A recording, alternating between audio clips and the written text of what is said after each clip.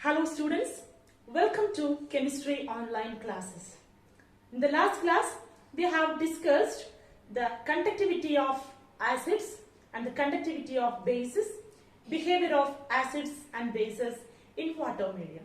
Okay, today we will discuss pH scale and universal indicator. What are universal indicators? We have discussed in the former classes. Universal indicators are the combination of several indicators and the different colors will give you different pH range. So students, what is pH? The term pH, a small letter P and capital letter H. A German term means potence. The German terms of pH, the P stands for potence. And the potence means power. Power means what? Power means strength. Right? Yes. pH scale, how it connected to the universal indicators. Okay? Okay. pH is equal to logarithm of the negative logarithm of concentration of H plus ion. This is the equation for pH.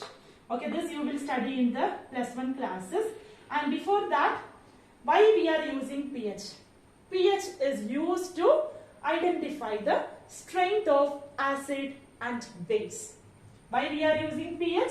The pH scale is used to measure the strength of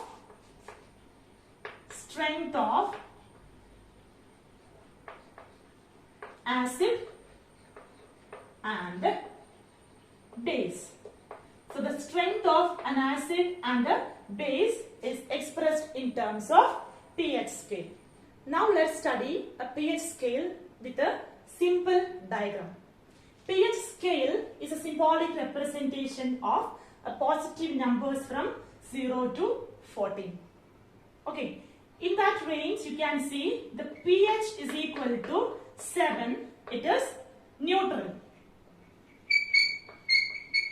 If the range of pH, if it comes less than 7, which means that if it comes in the range of 0 to 6, it is acidic. The solution will be acidic. If the range of pH, if it happens, yes, greater than 7, which means that 8 to 14 range, if it comes, it will be, the solution will be basic. Okay. If you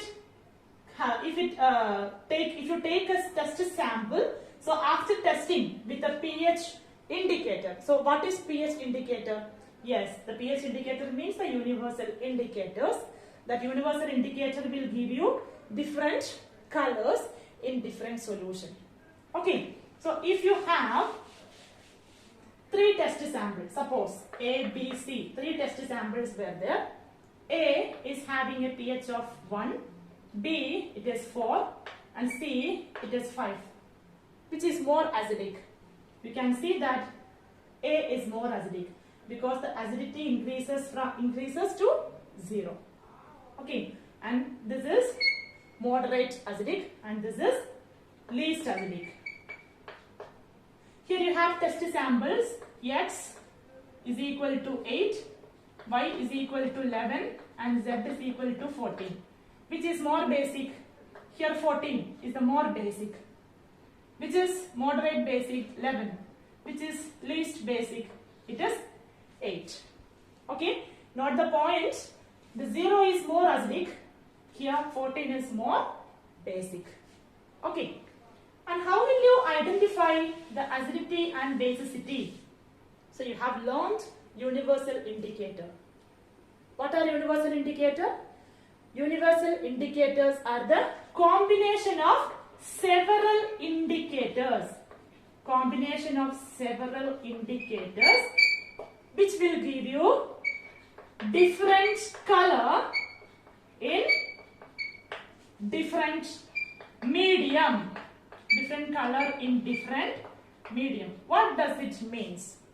You can see a pH paper in your textbook, the pH color paper. This paper is also called a universal indicator or pH indicator. Universal indicator or pH indicator. Okay, this will show you different colors. Here you can see a green color. Green color is the color of a neutral solution. So from 0 to 6, in the range of 0 to 6, it will show you different colors. If it shows blood red color, it is highly acidic. Here onwards, the violet color starts, the faint color starts, and here you can see the dark violet color. Okay, when you test a sample with a few drops of a sample solution and test it with a pH paper, if you get a dark violet means it is highly basic. That basicity increases when it reaches to 14, right? So that time you can say that the given sample is highly basic. When you test the pH sample, when you test the sample solution, if you get a blood red coloration, means what? It is highly acidic. If you test a distilled water with a pH sample paper, so if you get a green color, so that time you can confirm that your solution is neutral. Green color will give you neutral solution. When you reaches to here, you can see that the red color increases. Here you can see the violet color increases when you move to the left to right.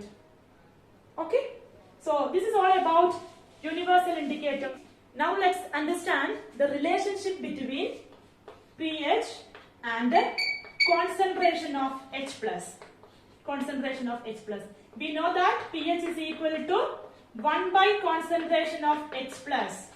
The logarithm of 1 by concentration of H+, which is equal to negative logarithm of concentration of H+. This you will study in the higher classes. So you have to take only the concentration of H+. Okay, the concentration of H+ is equal to 10 raised to minus 7. Suppose you just imagine it is 10 raised to minus 7. What is the pH? It is 7 is the pH. If the concentration of H+ is equal to 10 raised to minus 1, which is equal to 1. If the concentration of H+ is equal to 10 raised to minus 2, which is equal to 2. So how a concentration of H+ is connected to pH? If the concentration of H+ is more, if concentration of H+ means what? The strength of acid is more means the pH will be less. pH will be less. pH will be less means it is highly acidic. Okay, it is highly acidic. The pH value is less means what? If the pH value is less means if it comes 0 to 6 means it is acidic. Okay, the acidity decreases. The acidity decreases from 0 to 6 and increases from 6 to 0. Okay, that point you have to remember. Okay, and some test sample solutions and the pH can be seen now with the table. Okay. Students, today's last topic, pH in everyday life. How pH is connected to our everyday life? Yes, pH plays a vital role in the biochemical process which is taking place in our body. Okay, students, remember that pH plays a major role in our digestive system. You may be wondered that how pH affected in our digestive system. How the process of digestion taking place? Yes, gastric juice, hydrochloric acid is secreted during the digestion process. Okay, so the range of pH, if the pH range is decreases, the range of hydrochloric acid, the pH range of hydrochloric acid is 1.0, which is highly acidic. Okay, so if it secretes more and more, you will feel pain and irritation, and your heart starts to pain. That heartburn starts. Okay, that time you will go to hospital and doctor will prescribe you a base. Doctor will prescribe you a mild base. What is that mild base? Yes, this is acidic. Because of this acidity, you are facing the problem. In order to reduce the acidity, doctors will give you a mild base to neutralize the excess acid which is produced. A mild base is what? Yes. Sometimes it may be gelusil. Sometimes it may be milk of magnesia. Milk of magnesia. These two are mild bases called antacids. Antacids means in order to reduce the acidity in our stomach, these two bases are being used. Milk of magnesia means what? It is magnesium hydroxide, MgOH twice. This base is present in milk of magnesia. Okay. And the second application of pH, that is in tooth decay. How pH is connected to tooth decay? Yes, our tooth enamel is made up of calcium phosphate. Tooth enamel is made up of calcium phosphate.